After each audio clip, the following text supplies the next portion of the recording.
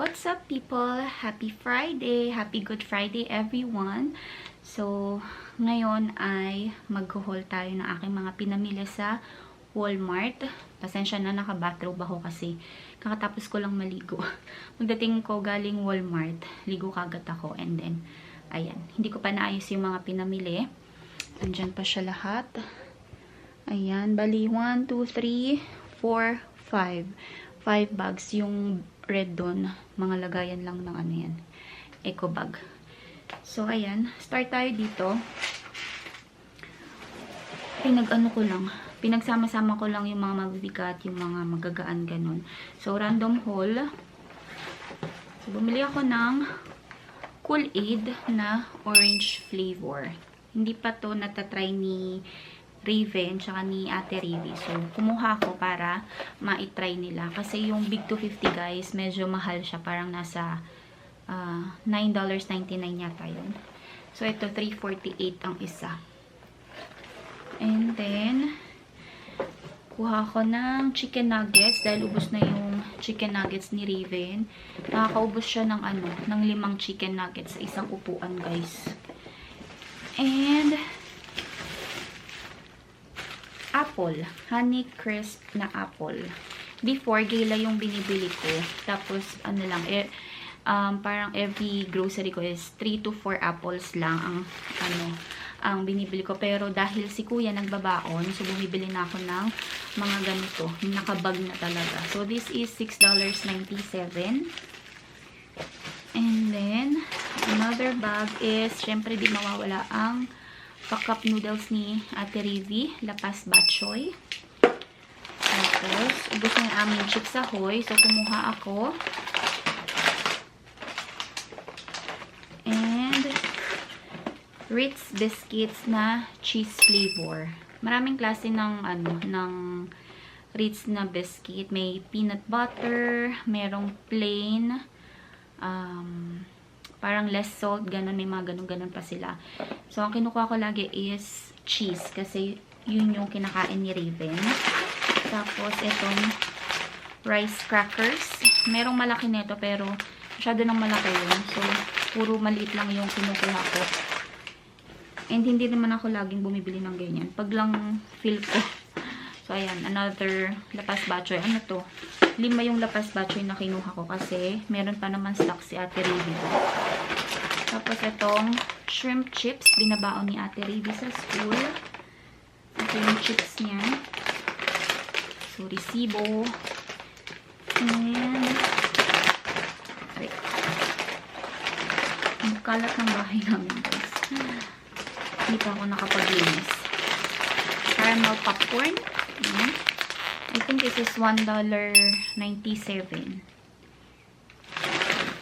So, try ko lang muna din siya.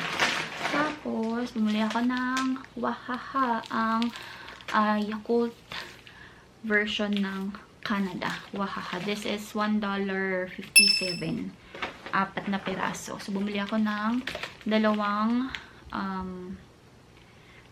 ano bang flavor nito? Walang nakalagay. Basta parang original flavor, and then isang strawberry. So, bali 3 Wahaha ang aking kinuha. And then, favorite ni kuya na Century Tuna na hot and spicy, guys. Ayaw niya na ibang flavor. Gusto niya hot and spicy. Well, gusto naman niya, kaya lang mas prefer niya yung hot and spicy. So, bumili ako ng 3 kasi para may stock, para pag walang ulam, meron siyang kakainin or bubuksan lang. So, ayan. Tsaka mas mura din sa Walmart, $1.97. Sa Asian store kasi, nasa $2.97. So, bumili na ako ng 3. And then, ito naka-sale, 3 for 5. Yung parang whole kernel corn. Ayan. 3 peraso. And then, lagyan muna natin sila dito. So, makalat to, ha? And then, wala na akong, ano bang basa dito? Chipotle or chipotle na sauce. Para sa nuggets or sa, ako ba sinasaw yan? Sa sweet potato fries. Ayan. And then, spaghetti, pasta. Dalawa kinuha ko kasi, ano lang to eh, 410 grams. Pag nagluluto kasi ako ng spaghetti, guys, yung isang pack na UFC Filipino style, dalawang, parang dalawang ganito yung ginagamit ko. And then, dahil magkakaroon na tayo, bumili ako ng napkin. Ito yung brand na napkin na ginagamit ko. Always Maxi. Tapos, extra heavy overnight. Ayan. Hindi ako nagkaka-stain kapag ito yung ginagamit ko kasi malaki nga siya. Tapos, another shrimp chips. Bumili ako ng tomato. Matigas pa yung kinuha ko kasi meron pa akong tomato dyan sa fridge. Tapos, sayote, 2 piraso. Banana na medyo green pa siya para umabot hanggang next week. And then, ginger.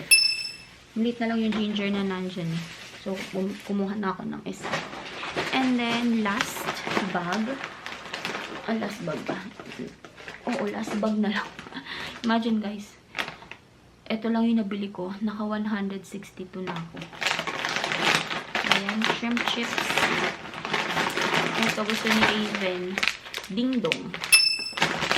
Ayan, 2 ding-dong na snack mix. Alam niyo ba yung ding-dong na yung original lang na ding-dong? 97 cents. This one is parang $1.12 or 19. Tapos ang kinukuha lang ni Raven, itong yung ganitong lang chips. Pero yung mga cornic hindi niya kinakain. So pinipili niya lang. Ito 247. Kumuha ako ng 2. Isang KitKat Pops or yung parang bilog-bilog. And then KitKat Minis. Yung naman siya. Yung pahaba. And cheese. Mozzarella cheese ni Ivar's para sa sandwich. And sinigang mix. Tamarind soup paste. This is parang 89 cents yata ang isa. Bumili ako 3. Tapos Doritos na parang walang hangin to. Doritos 3, 4, 11. So, ano ako ng 3. So, ayun lang. Yun lang yung aking nabili. And then, syempre yung aking tasty na thin. Yung manipis lang yung yung pagkakakat niya. Tapos, bumili din ako ng ang tawag dito? Etong spinach. Ayan. Kasi nagluto ako ng sinigang na pompano. Isda. Kasi di ba guys, bawal tawag dito. Bawal meat. So, nag-isda ako today. So, ayun lang yung napamili ko, oh. Naka 162 na ako. Konti, diba? Ayan. Tapos, bumili ulit ako nung yung, para dito, yung curtain rod. Hindi ko alam kung kakasya kasi, yun lang yung kumunod na mas maliit dun sa nabili ko before. So, hindi ko sure kung magkakasya. Para siyang maliit kasi. Tatry ko mamaya. But for now, ligpitin ko muna ito kasi grabe ang kalat ng table namin, no? Dining table yan, guys, ha? Dining table. Pero, look, may vacuum. Kaloka. So, ayun. Anin ko muna to. Ligpitin ko muna to at magdinis ako para maayos-ayos naman dito. Si Raven natutulog sa taas. So, mananamantala akong mag-ayos dito habang tulog. Tsaka nandun man si Ivar. So, just in case magising, at least merong mababantay sa kanya.